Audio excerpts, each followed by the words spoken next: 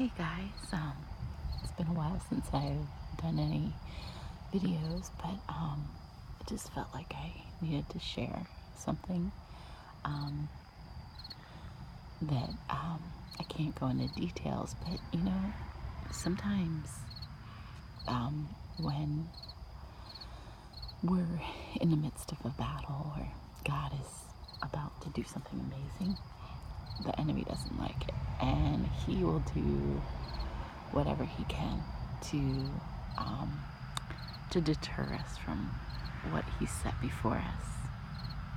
And I'm just sitting back here feeling like I've overcome this, but yet just so stunned by how easily we can go off the beaten track. But for me, the last 2 weeks, sometimes we jump full force into something, and I had this amazing time where God was really speaking to me about being wild and free, like me being this wild Mustang that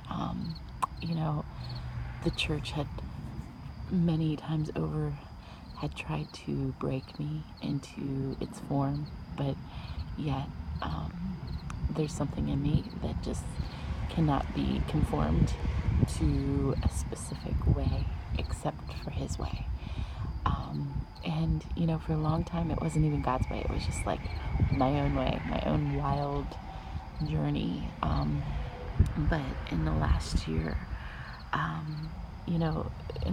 last couple years, it's just been like my hunger for God and for deeper things with him is what has taken me from being a young child in the Lord in 93 to being a woman of God who I hope in most ways is matured in my faith and just pursuing him. But yet one thing remains that is still so strong, which is my hunger for a deeper relationship with him. It's like he satisfies me, but yet I'm still hungry. I'm still lovesick for him. And, so much of the church is like, yes, he's here and he's present, but there are deeper things to him. There is so much that he wants to share with us. And when we're willing to go and trust him with our entire lives, he will take us on journeys and he will lead us on paths of righteousness. But yet sometimes our eyes get off track and we start seeing something that looks like a form of him. But we discover quickly that we've journeyed a wrong path. But you know what? When Jesus looks at us, he doesn't look at us as a sinner. He looks at us through his righteousness. And in those times where we've fallen off the path, he's always there with his words gently guiding us back. And I made a mistake and I almost really went way too far off. And but the crazy thing was, as I was being driven by my emotions and by my feelings and my desires that towards something that wasn't him, my spirit and I believe the Lord just kept on speaking so clear to me, stop, stop, stop. And even there was times where I was like, God, if this isn't you, would you put a stop to it? And he did, over and over again, when I would pray that. And God, I don't think it's ever too late when we get off the beaten path, if we are still desiring him, for him to lead us and direct us back to where we need to be. And I don't think God is ever the author of these sins, but I believe sometimes he allows us to be tested and tried by things that tempt us, and through that we learn the reality of where we're at, and it exposes darkness that may be inside part of us And when it's exposed, it allows God to deal with it. And for me, I went through something and it really exposed something in me that God wanted to work on. And through him exposing it, it's like I was able to take it before him and deal with it and allow him to work in that area. And it's a process, and it's painful, and it hurts. And sometimes we make decisions that don't just hurt us, but they hurt other people as well.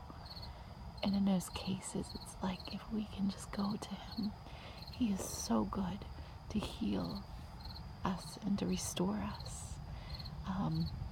You know, from what happened, I was really struggling to just step into his presence because I felt like, I just felt so ashamed. But when I went in to his presence, he looked at me with such eyes of compassion. I had trouble looking at him, and he pulled my chin up, and he's like, Susan, how I've longed for you just to be back here with me. I've missed you. And it's only been like a week and a half, but it's like he longs for us to spend time with him.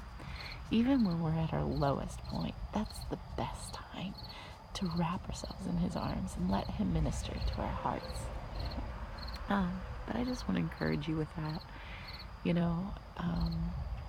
And what I found was the moment where I stood up and was like, nope, no more, and took a stand, despite how I was feeling in my soul, and said, no, I'm clinging to you, Jesus, and I allowed him to come in and help me. It was like an explosion of the things that God was about to do just came forward. And I had dreams after dreams these last couple days. Sorry, it's loud. But I had so many dreams that I'm seeing like things happening in the spirit, and he's been showing me things. I can't go into detail because some of them are just way too over the top, but yet I'm seeing how these things are so related and linked with what God's doing in other people's lives as well. So I just want to encourage you to be obedient and trust him, and trust his leading, because he will speak clearly. And even if you're not sure, ask him to, it's like you throw that fleece out of God. I need help. I can't do this. So you need to make it clear. He will. He will make it clear over and over again because he loves you. God bless you.